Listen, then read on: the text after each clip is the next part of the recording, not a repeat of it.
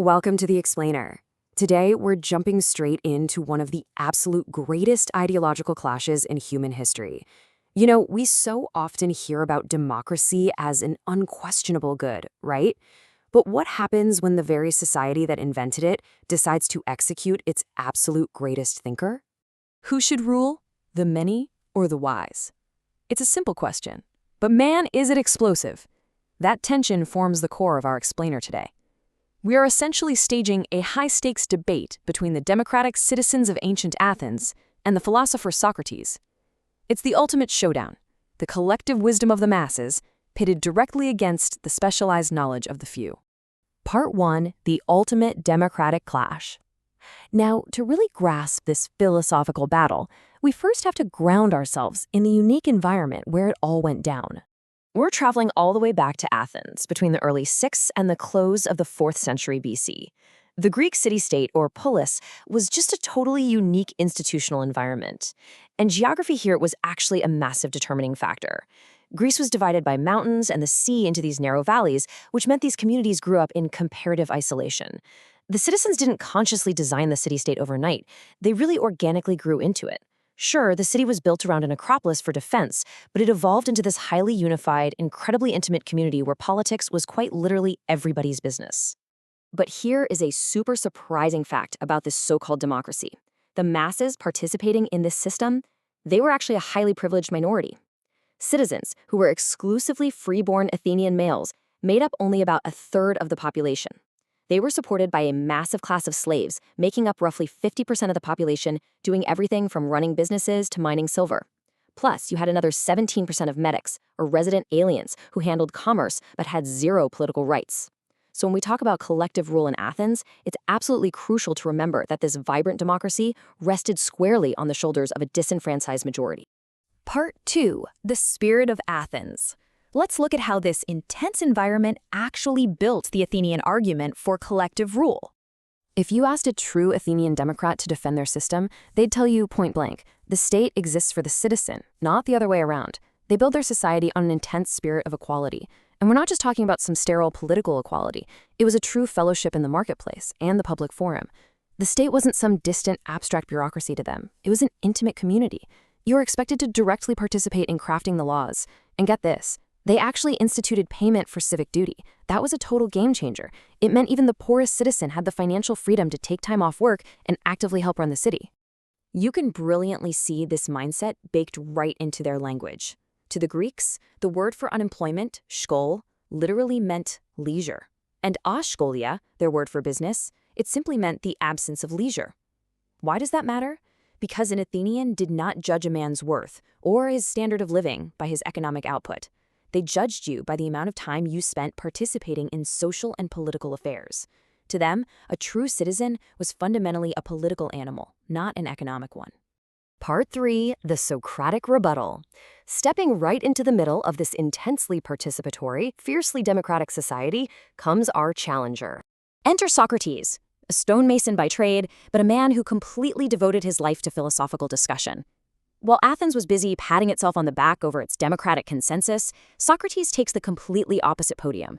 He lived through the city's intellectual ferment, the absolutely devastating Peloponnesian War, and its disastrous end. He looked around at the aftermath, totally appalled by what he saw as a community disintegrating due to misguided, popular ideas. And from that, he formulated the ultimate counter-argument against the wisdom of the masses. But Socrates wasn't just preaching from a soapbox. He actively dismantled his opponents. He used a systematic three-step procedure of cross-examination that we now call the Socratic method or dialectic. First up, Socratic irony, proposing a question while pretending to be way less sophisticated than he actually was to disarm you. Second, eliciting answers from the group. And third, relentlessly questioning those opinions until an ultimate acceptable truth emerged. It was a forensic, laser-focused pursuit of precise definitions.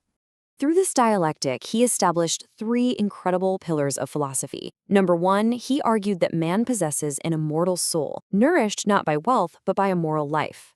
Number 2, and this is a huge one, the fundamental principle that virtue is actually a form of discoverable knowledge. It can literally be taught and learned.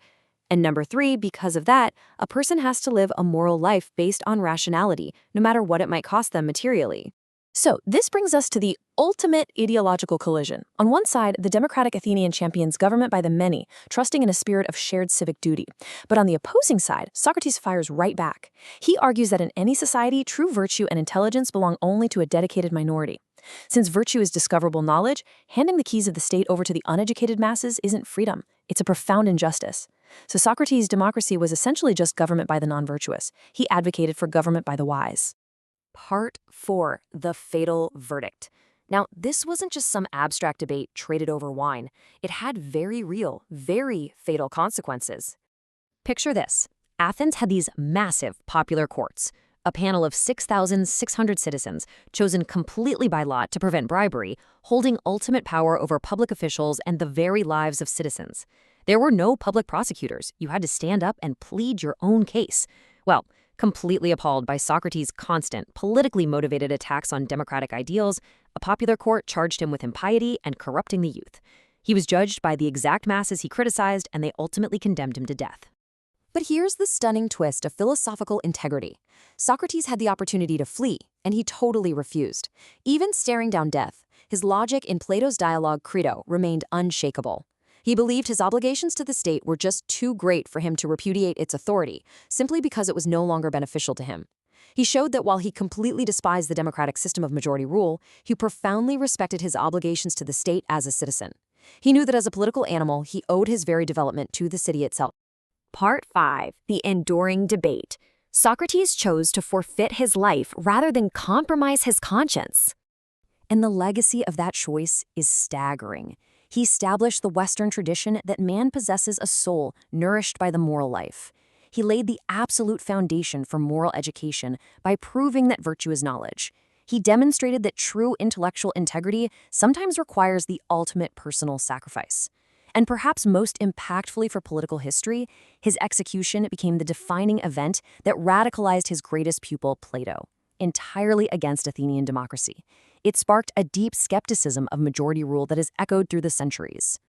So, as we wrap up this explainer, I want to leave you with this final thought.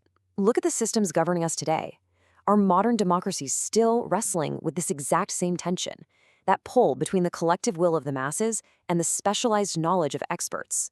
It's a debate born over 2 millennia ago in a small valley in Greece.